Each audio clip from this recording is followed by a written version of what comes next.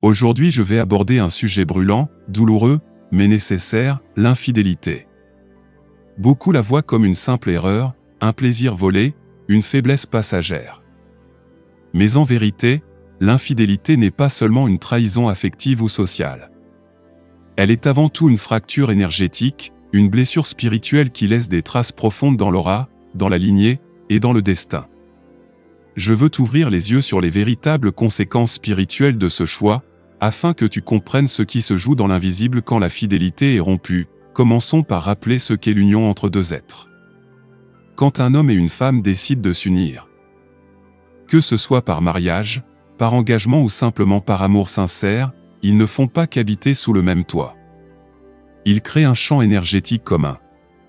Leurs auras se mélangent, leurs forces vitales s'échangent, leurs destins s'entrelacent.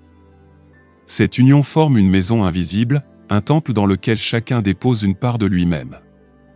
Ce temple, quand il est respecté, attire la lumière, la protection, la fécondité. Mais quand il est trahi par l'infidélité, il se fissure. Et dans ces fissures s'infiltrent des énergies destructrices. L'infidélité est une brisure de confiance, et la confiance n'est pas qu'émotionnelle, elle est vibratoire. Quand tu trahis ton partenaire, tu envoies une onde de dissonance qui fissure le champ commun. Tu deviens porteur d'une double énergie, celle de ton couple et celle de ta relation cachée. Ton aura se divise, ton âme se fragmente, et cette fragmentation attire le chaos. Voilà pourquoi tant de personnes infidèles vivent ensuite dans la confusion, l'instabilité, la peur d'être découverts. Ce n'est pas seulement psychologique, c'est spirituel, chaque acte sexuel est une ouverture de porte. Nous l'avons déjà dit. Quand tu t'unis à une personne hors de ton couple, tu introduis dans ton champ énergétique une troisième force. Et cette force n'est pas neutre. Elle porte avec elle ses propres mémoires, ses propres blessures, ses propres entités. Tu ramènes tout cela dans la maison invisible que tu partages avec ton partenaire. Autrement dit, tu pollues le temple commun. Ce que tu crois être un moment de plaisir secret devient une source d'ombre qui empoisonne ton couple, même si ton partenaire ne sait rien. Car dans l'invisible, tout se sait, beaucoup de femmes sentent intuitivement quand leur mari est infidèle.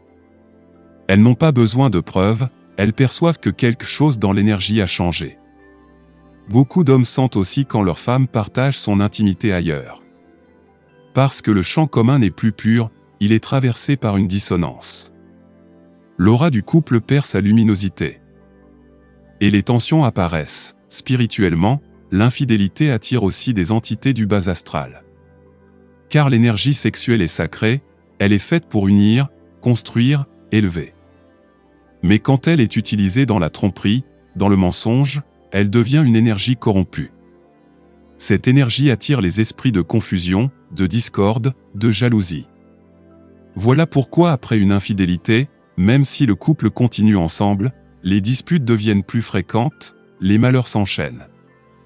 Ce n'est pas seulement le fruit du hasard, c'est le résultat de portes ouvertes dans l'invisible, il y a aussi une conséquence karmique. Tromper, c'est briser une promesse. Et chaque promesse a un poids dans le monde spirituel. Quand tu trahis ta parole, tu crées une dette. Cette dette ne disparaît pas avec le temps. Elle peut te suivre dans cette vie et même au-delà. Certains vivent ensuite des échecs amoureux répétés, des séparations douloureuses, parce qu'ils portent en eux les dettes de leurs infidélités passées. Le karma agit toujours pour rétablir l'équilibre, l'infidélité peut aussi enchaîner la descendance. Oui, les enfants héritent souvent des blessures énergétiques de leurs parents. Quand un foyer est pollué par l'adultère, les enfants grandissent dans une maison spirituellement instable. Ils ressentent l'énergie de trahison, même sans connaître les faits. Et souvent, devenus adultes, ils répètent le même schéma, comme si une malédiction les poussait à vivre la même douleur.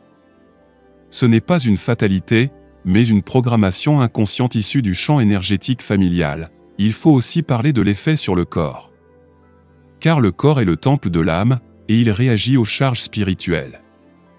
Beaucoup de personnes infidèles développent des maladies psychosomatiques, stress chronique, troubles sexuels, fatigue inexpliquée. Leur corps exprime le désordre intérieur causé par la dissonance de leur choix. Et parfois, ce désordre attire même des maladies plus graves, car l'aura fragilisée ne joue plus son rôle de protection. Mais il existe aussi un aspect positif dans cette réalité, comprendre les conséquences de l'infidélité peut amener à un réveil spirituel. Celui qui reconnaît ses erreurs, qui demande pardon sincèrement, qui purifie son aura, peut réparer. La lumière est toujours plus forte que l'ombre. Mais il faut du courage pour regarder la vérité en face et assumer ses actes. Comment se purifier après une infidélité? La première étape est la confession sincère, que ce soit à ton partenaire ou, si ce n'est pas possible, à ton propre esprit, à Dieu, à l'univers. Reconnaître la faute libère déjà une partie du poids. La deuxième étape est la purification énergétique, bain de sel. Prière, méditation profonde. La troisième est la réparation, par des actes concrets de fidélité, de respect, d'amour. La quatrième est la protection, décider de ne plus ouvrir ses portes à la légèreté, mais de sanctifier ton énergie sexuelle et ton couple. Frère, sœur, comprends bien ceci, l'infidélité n'est pas un petit jeu, elle est une arme de destruction lente. Elle détruit la confiance, elle fragilise l'aura, elle attire les ombres, elle enchaîne la lignée. Mais tu as toujours le choix.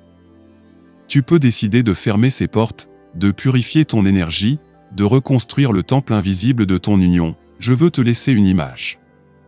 Imagine ton couple comme un jardin. Quand vous êtes fidèles, le jardin est bien entretenu, arrosé, plein de fleurs. Mais quand tu es infidèle, tu ouvres la porte du jardin aux voleurs, aux animaux sauvages. Ils viennent, ils détruisent, ils piétinent.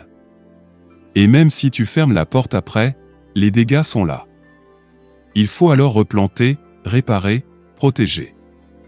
Mais si tu gardes la porte fermée dès le début, ton jardin reste fertile. Abonne-toi pour d'autres révélations, et regarde dans la description mes livres sur la purification, la protection et la libération spirituelle. Je suis Kamao, et je te rappelle, l'amour est sacré, et la fidélité est le bouclier qui protège ton temple. Brise-le, et tu invites l'ombre. Protège-le, et tu attires la lumière.